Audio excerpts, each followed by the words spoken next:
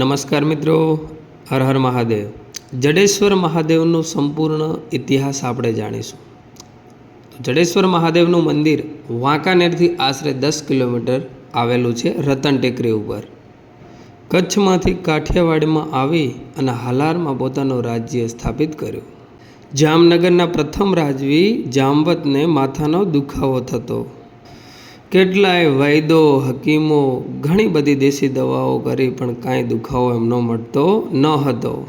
પછી કોઈના કહેવાથી ધ્રોલના ત્રિકાળ જ્ઞાની જ્યોતિષ પાસે ગયા અને પંજુ ભટ્ટની સલાહ લેવામાં આવી. પંજુ ભટ્ટ વિદ્વાન બ્રાહ્મણ હતા. એ સમયમાં રજવાડામાં પંજુ ભટ્ટનું માન હતું.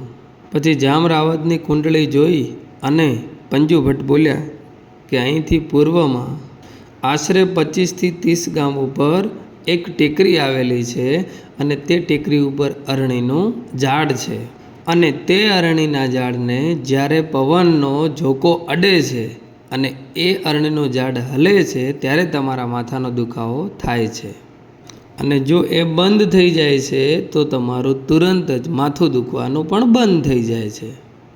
આ વાત સાંભળી અને બધાને ભરી સભામાં આશ્ચર્ય થયું. બધાને આ વાત માનવામાં આવી નહીં, પણ જાતે જઈ અને તપાસ કરવાનો રાજાએ નિર્ણય કર્યો. રાજા પછી તો વિદ્રાનો અને પંજુ ભટ્ટ વિદ્રાનને લઈ અને ટેકરી પર ગયા. પછી બધા ટેકરી પર ગયા એટલે અરણીનું ઝાડ દેખાયું અને પવન ધીમો હોવાથી જામ રાજાને માથાનો દર્દ ન હતો. અને પંજુ ભટ્ટ સાબિત કરવા માટે અરણીના ઝાડને જોરથી પોતાના હાથ વડે જોરથી હલાવ્યું અને ડાળ ખેંચી એટલે જામ રાજાને માથામાં દુખાવો જોરથી થવા લાગ્યો. એટલે પછી બધાને ભેગા લઈ ગયા હતા. તેમને ખાતરી થઈ ગઈ કે આ પંડિતની વાત સાચી છે. પછી પંજુ ભટ્ટ મહારાજાને કહે છે કે સાંભળો મહારાજ, અહીંથી થોડા દૂર અરણી ટીંબા ગામ છે. ત્યાં એક સોની રહેતો હતો. તેની ગાયો અને આખા ગામની ગાયો. ત્યાંનો એક ભરવાડ જે મોટો માલધારી હતો, એણે ગાયો ચરાવવા માટે એક છોકરાને રાખ્યો હતો અને એ છોકરો જાતે રાજપૂત હતો અને તેના મા બાપ પણ નાનપણથી ગુજરી ગયા હતા. તે ભરવાડની ગાયો ચરાવી અને તેનું ગુજરાન ચલાવતો હતો. હવે બન્યું એમાં એવું કે સોનીની તાજી વિયાયેલી ગાય દૂધ આપતી બંધ થઈ ગઈ. તેમાં તપાસ કરવામાં આવી તો ખબર પડી કે જ્યારે ગાયોનું ધણ ગામમાં વળતું હતું ત્યારે આ એક ગાય છૂટી પડી અને જ્યાં રતન ટેકરી, જડેશ્વરનું હાલમાં જ્યાં મંદિર છે તેને રતન ટેકરી કહેવામાં આવતી, તે રતન ટેકરીએ ચાલી જતી. આ રાજપૂત ગોવાળ પછી એ ગાયની પાછળ ગયો. પથ્થરના એક ડગલા પાસે જઈ ગાય ઊભી રહી અને પછી તેના આંચળમાંથી દૂધની શેડોની ધાર વહેવા લાગી. પછી જ્યાં દૂધની ધારા વહેતી હતી તે પથ્થરો થોડાક ગોવાળે હટાવ્યા એટલે ત્યાંથી ભગવાન શ્રી મહાદેવની મૂર્તિ નીકળે. અને પછી ગોવાળે આ બધી વાત ગામમાં જઈ અને સોની અને બ્રાહ્મણોને વાત કરી. પછી તો આખું ગામ આ ટેકરી ઉપર ભેગું થયું અને લોકોને આ શિવલિંગ ઉપર આસ્થા બંધાણી. થોડો સમય જતાં બધા લોકો શિવલિંગની પૂજા કરવા લાગ્યા. અને તેમાંથી કોઈકે આ ગોવાળને કીધું કે આ શંભુ સ્વયંભૂ કહેવાય, કેમ કે પોતાની તે સ્વયં ઈચ્છાથી પ્રગટ થયેલા છે. આના ઉપર જે આસ્થા રાખે છે એ ભક્તોની મનોકામના પૂર્ણ થાય અને એને ધાર્યું ફળ પણ મળે છે. આ વાક્ય ચાલાક જે ગોવાળ હતો એણે સમજી લીધા અને પછી બીજા દિવસે નાહી ધોઈ દેહને પવિત્ર કરી અને કમળ પૂજા કરવા જાય છે. અને પછી ગોવાળ પોતાના જ હાથે મસ્તક કાપી અને ભોળાનાથને કમળ ચડાવે છે. આ માથું કપાણ્યા પછી ધડે પણ ભોળાનાથનું પૂજન કર્યું. એ પુરુષ ઉપર મહાદેવજી રીઝ્યા અને પછી તે જીવનો તમારી માતાજીના પેટે ભગવાન શિવના આશીર્વાદથી તમારો જન્મ થયો.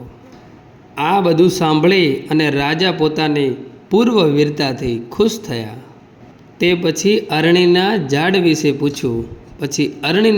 વિશે પૂછ્યું એટલે પંડિતે જવાબ આપ્યો, પછી તમે મહાદેવની કમળ પૂજા કર્યા બાદ ભગવાન શિવની પૂજા કર્યા બાદ ત્યાંથી તમારું મસ્તક રડતા રડતા આ જગ્યાએ ખાડો હતો અને તે ખાડામાં આવ્યું અને ત્યાં એમાં વર્ષો જતાં ખોપડી થઈ ગઈ અને પછી એ ખોપડીની જે તુંબડી થઈ ગઈ તેમાં અરણીનું ઝાડ ઉગ્યું. પછી અરણીનું ઝાડ એટલે હલે એટલે તમારો પૂર્વજન્મથી જ્ઞાતો હોવાથી તમને માથું દુખે છે. એટલે કે આગલા જન્મનો પૂર્વજન્મનો જે સંબંધ જ્ઞાતો હતો એનાથી તમને મહારાજ વેદના થાય છે. તો રાજાએ કીધું કે તેનો ઉપાય શું, મારે માથું મટાડવાનો ઉપાય શું? પછી પંજુ ભટ્ટે કહ્યું, તુંબડીને કાંઈ અડચણ ન આવે એવી રીતે આ ઝાડને કાપી નાખો. પછી તો મહારાજ પંજુ બ્રાહ્મણના કહેવાથી ઝાડને જ્યાં તુંબલીને ઈજા ન પહોંચે તેવી રીતે ઝાડને કપાઈ દીધું અને જે તુંબલી હતી એને બ્રાહ્મણો દ્વારા એક કંડિયામાં મૂકવામાં આવી અને તેનું રક્ષણ કરવાનું કહી જામશ્રીના તંબુમાં મેલાવે. પછી તે સમયથી જામરાવતનું જે માથાનું દર્દ હતું તે કાયમ હંમેશને માટે મટી ગયું. પછી મહારાજ જામનગર આવી અને જે એ તુંબલીનો કરંડિયો હતો એ ઓરડાના એક હડારામાં રાખવામાં આવ્યો. પછી તેની દરરોજ સેવા પૂજા પાઠ કરવા લાગ્યા. ત્રિકાળદર્શી પંજુ ભટ્ટને પુષ્કળ ધન આપી અને વિદાય આપી. મોસમમાં દાણા તૈયાર થતાં ખેડૂતો દરબારી ભાગના દાણા ભરી અને આવવા લાગ્યા. એ વખતે એક ખેડૂતે તુંબલીવાળા ઓરડા પાસે બળદ બાંધ્યા. પછી દાણા ઉતારી અને બળદને જોડી અને હાલતો થયો અને ત્યાંથી જામરાવત નીકળ્યા અને એ ઓરડે બળદ બાંધેલા જોઈ રાજાએ પોતાના મનમાં વિચાર્યું કે ખેડૂત બળદ પોતાના ભૂલી ગયો હશે, એટલે સિપાહીઓને કહી અને બળદ જે ખેડૂતના હતા તેને પાછા મોકલાવવા હુકમ કર્યો. પછી સિપાહીઓ બળદ આપવા માટે ખેડૂતના ઘરે જાય છે ત્યારે ખેડૂત તો કહે છે કે હું તો મારા બળદને લઈને આવ્યો હતો, મારા બળદ આ રહ્યા, તમે જુઓ, તમારી નજરથી તમે જોઈ શકો છો, આ રહ્યા મારા બળદ. પછી સિપાહીઓએ વિચાર કર્યો કે તો ચાલો તમે પણ દરબારમાં.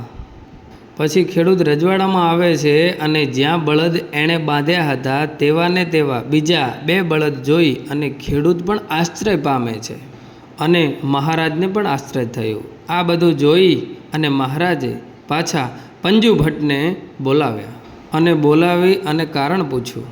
પછી ત્રિકાળદર્શી પંજુ ભટ્ટે કહ્યું કે મહાદેવ તમારે સહાય થયા છે, માટે તમે તેની સ્થાપના કરો અને તુંબલીને પણ સાથે લઈ અને વિધિપૂર્વક તેનો અગ્નિ સંસ્કાર કરો. પછી તો ત્રિકાળદર્શી પંજુ ભટ્ટનું સાંભળી અને રાજા જે અરણીનું ઝાડ હતું ત્યાં આવ્યા, બધાને લઈ અને પછી જે ઝાડ હતું તેના થડ ઉપર શ્રી જડેશ્વર મહાદેવની સ્થાપના કરી. મહાદેવની પશ્ચિમેથી થોડેક દૂર તુંબલીનો વિધિપૂર્વક અગ્નિ સંસ્કાર કરવામાં આવ્યો અને ત્યાં રાવળેશ્વર મહાદેવની સ્થાપના કરી. જામશ્રીએ પછી ત્યાં શિખર બંધાવ્યું અને ખૂબ ભવ્ય મંદિરનું નિર્માણ કર્યું અને બધા બ્રાહ્મણોને દક્ષિણા આપી અને ખુશાલીથી વિદાય આપે. ત્યાર પછી પંજુ ભટ્ટે કહ્યું, તમારા 2 સારા ઘોડા લાવી અને અહીંયા બાંધો અને પછી 1 પ્રહર પછી તમે છોડી દેજો. 1 પ્રહર ઘોડા બાંધ્યા બાદ એ ઘોડાને છોડી લેવામાં આવ્યા. તો એવા ને એવા બીજા 2 ઘોડા પણ ત્યાં જોવા મળ્યા.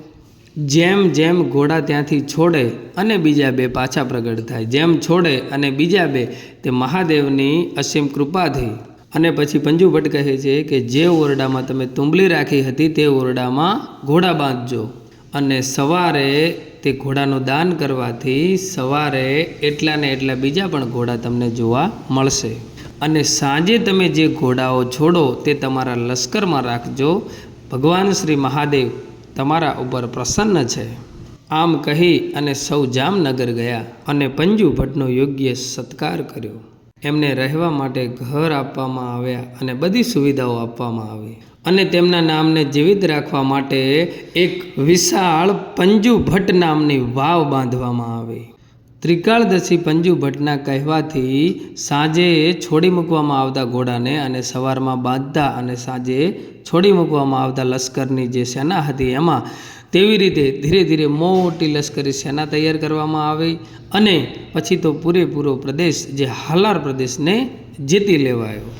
અને એના પરથી એક દુહો છે કે જડિયો જંગલમાં વસે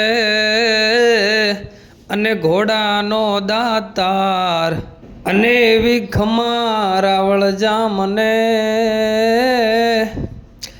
એણે હાકી દીધો હાલા. એ પ્રતાપે જડેશ્વર મહાદેવની આ જગ્યા હાલમાં પણ ખૂબ જ પ્રસિદ્ધ છે. અને દોસ્તો, જડેશ્વર મહાદેવના મંદિરમાં એક વિશાળ મોટી ગૌશાળા પણ છે અને પક્ષીઓ માટે ચબૂતરા પણ છે અને ભાવિ ભક્તો માટે જમવાની વ્યવસ્થા અને વિશ્રામ ગૃહની પણ વ્યવસ્થા કરવામાં આવી છે. તો મિત્રો, જરૂર એકવાર જડેશ્વર મહાદેવના દર્શન કરજો. અને વાંકાનેરથી 10-12 કિલોમીટર થાય છે અને મોરબીથી લગભગ 15 થી 20 કિલોમીટર જેવું થાય છે. હર હર મહાદેવ હર.